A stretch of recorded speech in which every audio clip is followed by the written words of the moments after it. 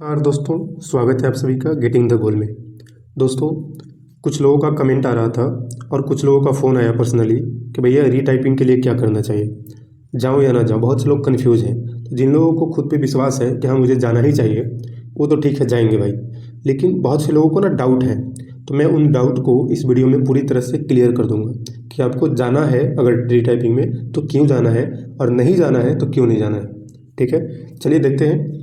मैं आपको one by one step, जो अभी नोटिफिकेशन आया है रिसेंटली जिसमें हम सबकी बड़ी जीत हुई थी, आरआरबी ने इस बात को समझा, विद्यार्थियों के परेशानी को समझा और नोटिस दिया। तो और उसके पहले जो टाइपिंग के लिए नोटिफिकेशन आए थे, उन सब चीज़ों को कंपैरिजन करके मैं आपको बताऊंगा कि क्यों जाना चाहिए और क्यों नहीं जाना चाहिए। देखते हैं दोस्तों। मैं एक बहुत ही अच्छी बात आपको बताऊंगा।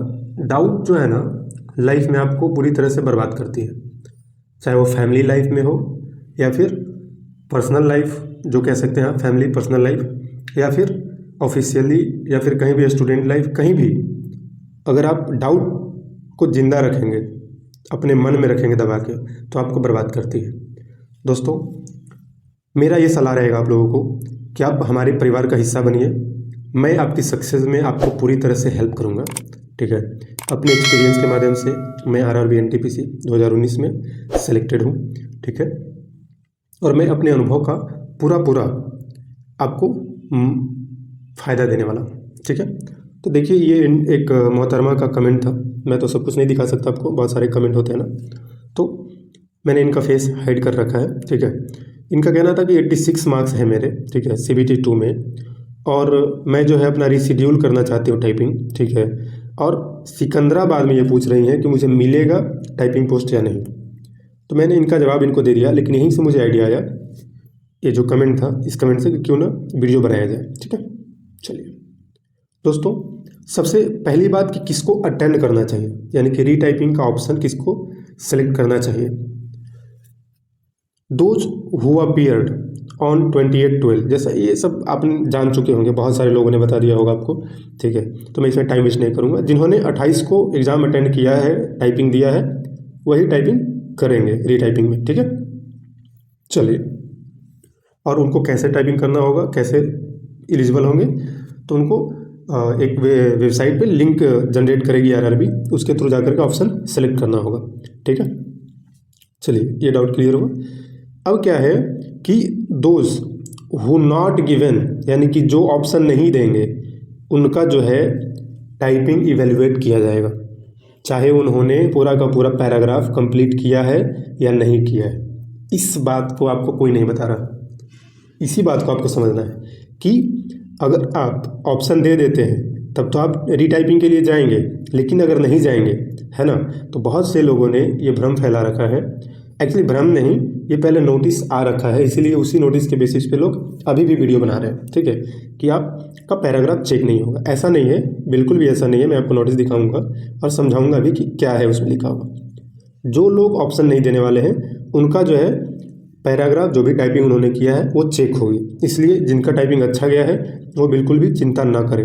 अब यहाँ पे एक और अंदर की बात है, मैं आपको बताने वाला हूँ, बड़ा मजा आएगा, इस वीडियो को देखिए पूरा अच्छे से। अब अभी मैंने कुछ रिसेंट में वीडियो देखा, ये जो लेटेस्ट नोटिस है आरआरबी का रीटाइपिंग को लेकर के, उसके बाद कुछ लोग कह रहे हैं कि आपके जो टाइपिंग है उसकी इवैल्यूएशन ही नहीं होगी अगर आपने पूरा पैसेज कंप्लीट नहीं किया है।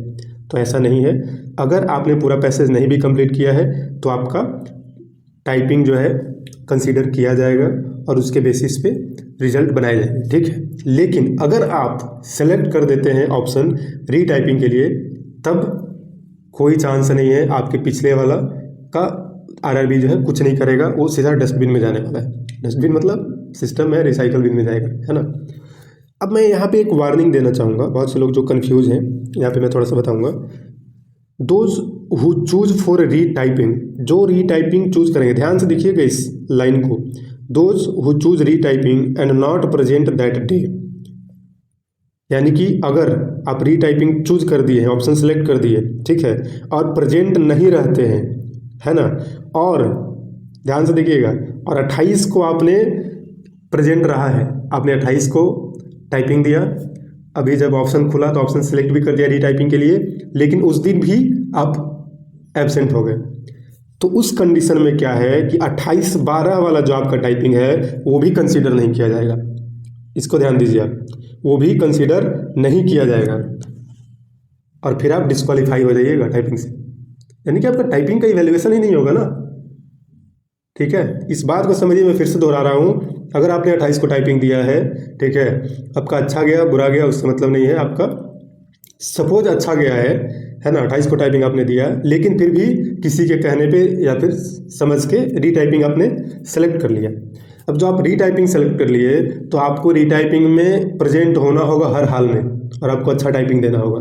अगर आप एब्सेंट होते हैं तो 28/12 को जो टाइपिंग हुई थी उसका भी इवैल्यूएशन नहीं होने वाला है। समझ गए बात को?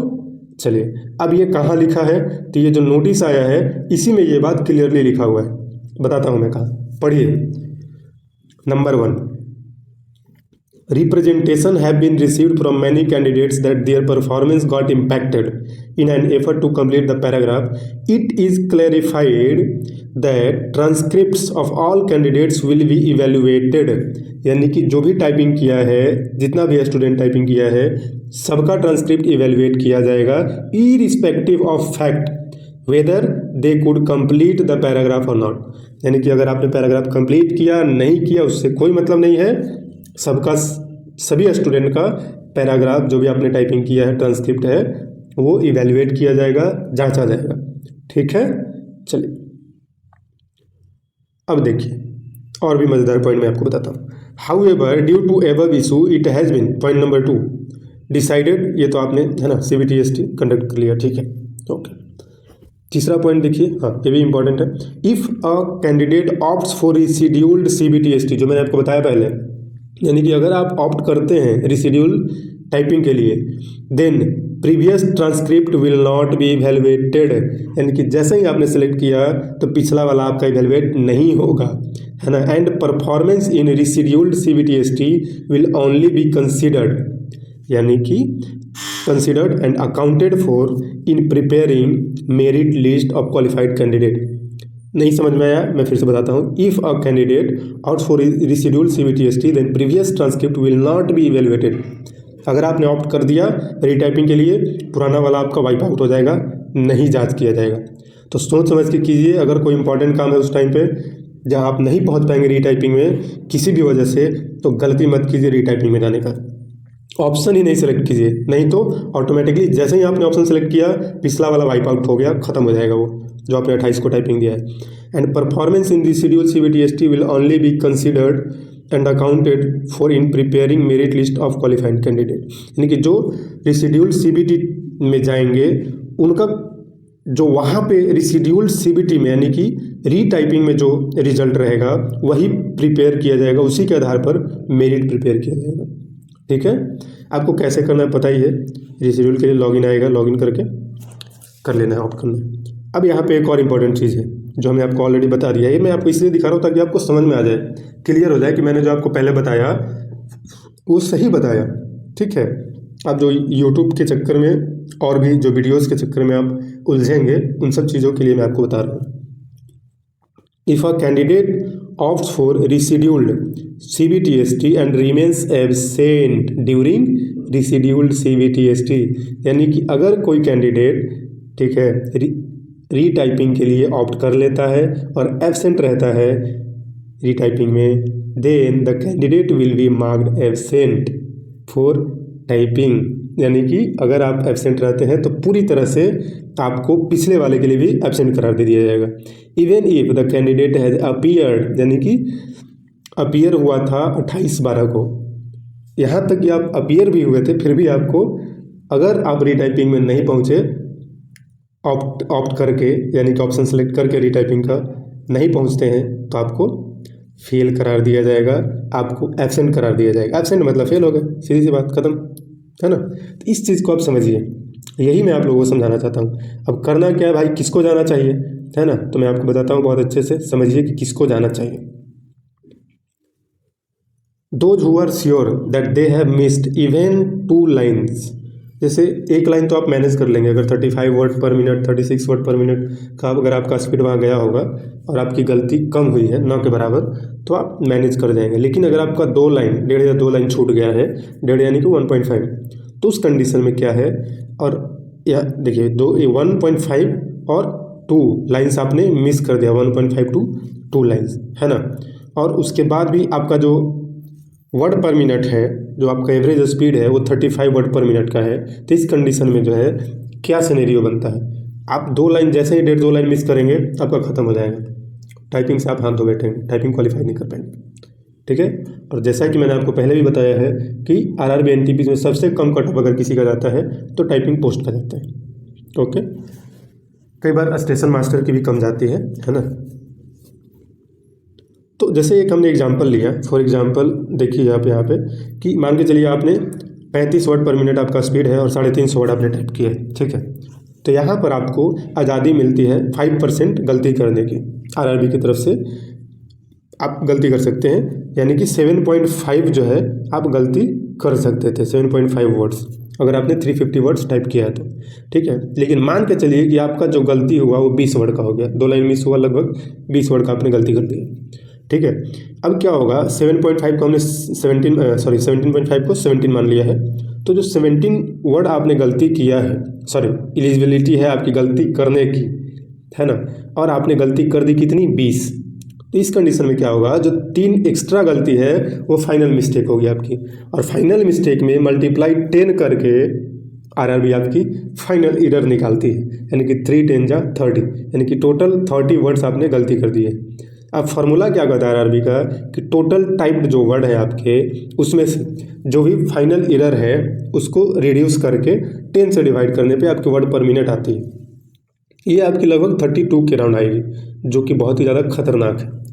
32 अगर आपकी आ रही है तो बहुत ही कम चांस होता है कि इस टाइप के सिनेरियो में आप क्वालिफाई कर पाए, ठीक है। तो ये डेंजरस एक्ट हो जाएगा, इसलिए आप रिस्क नहीं लीजिए, आप इस कंडीशन में टाइपिंग देने जरूर जाइए, ठीक है। चलिए उसके बाद क्या है, उसके बाद कहता है कि जैसे ये तो जाहिर सी बात है, अगर किसी का कीबोर्ड का इशू रहा था या सिस्टम बूटिंग का इशू रहा था या प्रिपरेशन नहीं अच्छे से कर पाए हैं तो दोबारा जाएंगे ही जाएंगे, उनको जाना चाहिए। और अगर आप अपने एरर्स के बारे में एकदम श्योर हैं कि हाँ इतना ही एरर है मेरा, तो उस हिसाब से आप जो मैंने आपको फार्मूला ऊपर बताया आप करिए, अपना इवेल्युएशन कीजिए खुद से, और आप खुद का डिसीजन लीजिए कि आपको जाना चाहिए या नहीं जाना चाहिए। जहाँ तक कि कुछ लोग बात कर रहे हैं कि रीटाइपिंग का डेट कब तक है, कब तक हो सकता है रीटाइपिंग, तो मोस्ट प्रोबेबली दिस वीक या नेक्स्ट वीक का स्टार्टिंग में ही आपको ऑप्शन आने लगेगा ऑप्ट करने के लिए रीटाइपिंग का। उसके बाद मुझे लगता है जनवरी लास्ट से पहले ही आपका ख़त्म करा दिया जाएगा, 25 से पहले ही आपका हो जाना चाहिए रीटाइपिंग, क्योंकि बहुत सारा काम है, बहुत फास्ट प्रोसेस चल रहा है, हम लोग डिपार्टमेंट में हैं तो देख रहे हैं, ठीक है।